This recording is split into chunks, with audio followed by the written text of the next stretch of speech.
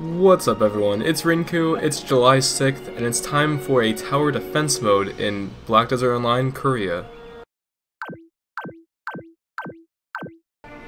Before we get in the patch notes, I do want to look at the cash shop, and while there's nothing I saw in the patch notes themselves that said there are new outfits, and while they also are rebranding these sailor outfits that we've had already, we've already seen these, I noticed the second one down, this one looks like nothing we have seen before. I don't think I've ever seen this set before.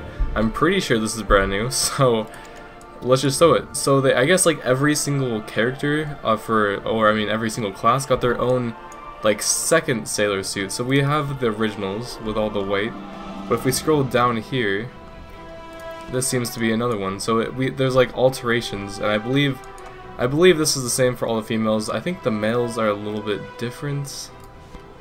Let's just click one by one. That's the old set. I think that is the new set though. That's the simpler design. Yeah, there we go. So it's kind of like a sailor. Instead of a captain, it's more of a sailor. So I'm assuming the title, if it wasn't all Korea, would make sense. Sorry I'm not going through every single one, but it is pretty much similar for each class. There's nothing too special about them, but I believe we are gonna get through most of them, if not all. But yeah, the female ones do change up a little bit. The male ones seem to be all the same except for the ninja, the one at the very top. None of those sets look anything like this set. I think this set looks cool. I guess just the dye colors they chose for this one, it's all dark instead of, because I think everything else is light white or black. But yeah, so that's it for the cash shop. Let's get into the extremely important patch notes. Once again, I'm dumb. I realized that all the new ones are actually a red text, so I believe that means they're only there for a limited amount of time, or that they're just new. So the only one I actually missed was the Dark Knight, of course. So there is a Dark Knight set. I had to include it because it was ironic the one that I missed was the Dark Knight, so there is that. But yeah, all the ones in red are the newer ones, I should say. Finally, it is time to talk about this. So the title of these patch notes is literally Minigame Area and Tower Defense Mode. So there's some crazy stuff down here. First of all, there's events. There's 3 events. 2 of them are important. The first one, there's a new challenge, come to the Rift of the Barbarian. Now, I believe Rift of the Barbarian is going to be a permanent content that was given to us, but this is an additional event that lasts from these dates, where you can earn additional items and special titles.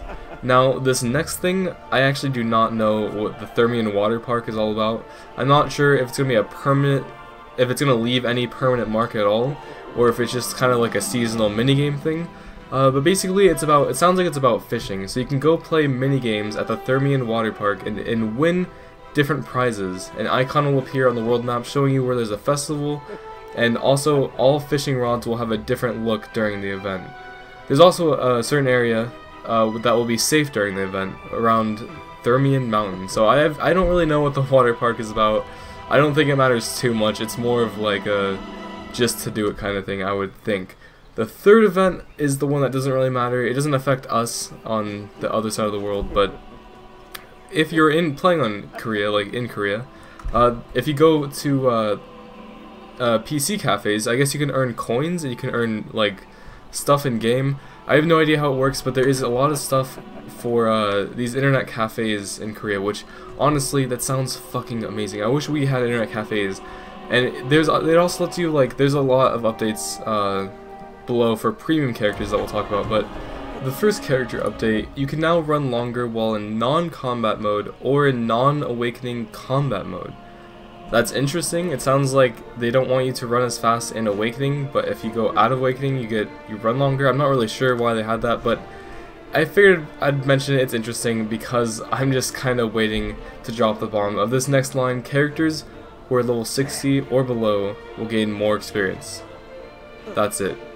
They just completely increased experience for everyone below level 60 or level 60. Characters who are level 60 or below. So up until level 61. Wow, so I don't know how much, but it's probably significant because they really want people to start hitting to level 60 and higher, because 62 is really when you unlock most if not all your skills. I mean, that's where all the skill builds kind of end for like upgrades to skills.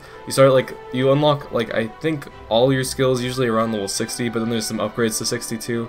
Depends on classes, of course.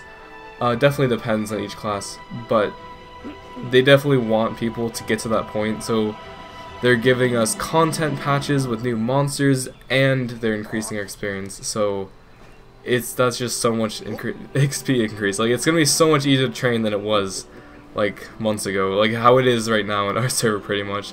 And we got some EXP boosts, but not many, and not on the right monsters, that's for sure.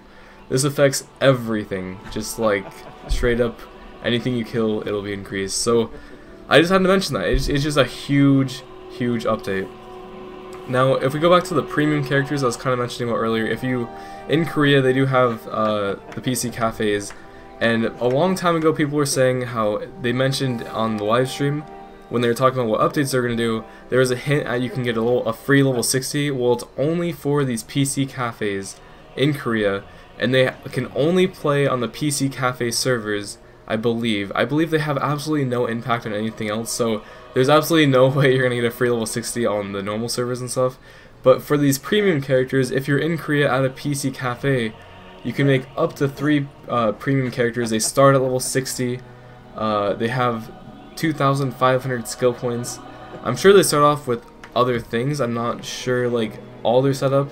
It even says though like contribution points and stuff does not affect the original account, and they'll be restricted from playing certain in-game content. So they're definitely trying to limit them as much as possible to not affect the normal servers and stuff. So, but it is really cool because that means people in real life, like friends and playing with their other friends at a PC cafe, they can actually play like end-game content like easily. Like hopefully I don't know how the gear works, but I mean it'd be really cool to start at 60 and PvP with your friend and like just have fun. That sounds awesome. I really wish we had PC cafes here in the USA. So anyways, there's some updates. I mean there's tons of stuff, tons of fixes, but right here, Rift of the Barbarian, it has its own button right next to Red Battlefield. It is a queuable up to 10 people instanced PvE defend the tower dungeon like thing. So it's just amazing. Anyone who is over level 56 can participate. You have to defend a point from 25 waves for 30 minutes, so you're gonna be in and out between 30 minutes for sure. It sounds like that's pretty cool. 25 waves, so I'm not sure. Down here it starts saying stage 4. I have no idea what stages and waves, how they're different.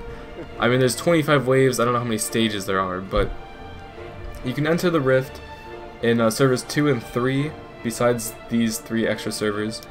It also says additional players can join before stage 4, but once you pass stage 4 no additional players can play, and there's no point where there can ever be more than 10, so up to 10, once there's 10 people in your like raid, I'm just gonna call it, then no more people can join. But I mean this sounds really cool. Like I'm glad they actually are putting something of the sort into this game. Now I guess let's go into the details of this.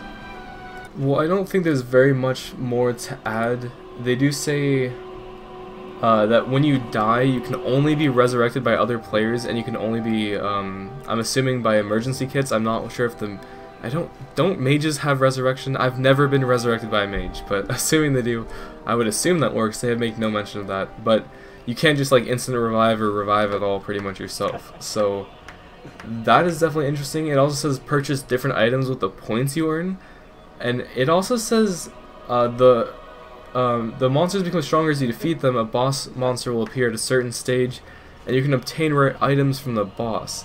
So I guess you can do this. I'm assuming the boss is the last monster. I don't know if there's multiple bosses, but you kill a boss, you can get rare items from the boss, and you get points to spend on more items.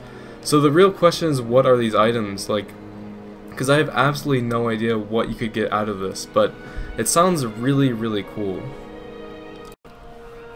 Lastly, I want to talk about, it's really cool that we're getting PvE content, but a while back in Korea, they actually got another PvE content like this already that we've already covered. and it was pretty much the same thing. So this one is defend a tower. It also says here the game is over when a tower is destroyed, or if all players have died. So if your tower gets destroyed, it's game over too. But they actually already have a daily and weekly, if you guys remember, to defend a tower. But the thing is, that's interesting, is they're completely different. So the daily and weekly that we get is a 1 to 5 man group party. It's open world, and it's a repeatable quest that has a limit. This is like completely opposite. It's instance, it's queue, you have to queue for it, and it's up to 10 people, so it's like a raid. So it's really cool that we have 2 PvE content coming in Kama Sylvia that are completely different. Like, they're actually catering to the PvE crowd. And technically, I believe you could, I mean, people are gonna like find a way to like troll me in the comments, but you could say when this comes out, I mean it is out in Korea, that there's an instanced raid in BDO. Like, it'll just put so many arguments to rest. I just think it's cool, and also it'd be really cool if they expand on this and release more dailies, weeklies like I had the other one, and more instant stuff like this. I think it would be really cool, and I'm sure like we're gonna get more PvP stuff. Like, they already had the Arsha PvP servers, so I mean that's pretty much it for BDO patch notes. I mean, I'm really glad that they're covering all bases, because hopefully they can just expand on all these ideas and have many more options like this.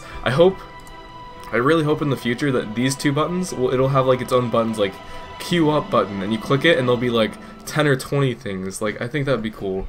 I mean, it's good right now that we only have 2 because we need people doing them, you know, but like, I believe BDO is going to get huge, so hopefully we'll have even more buttons to queue up for in the future. Now, one other thing I'll just put in here is, it does say down here, if the guild master has not logged in for more than 15 days, the leadership can be transferred to Vice Master. It used to be 30 days, so it's been changed from 30 to 15, and I think everything else is pretty much the same. So, transfer of leadership will cost 20 mil, and just be aware if they haven't logged on for 15 days now, it's half the time.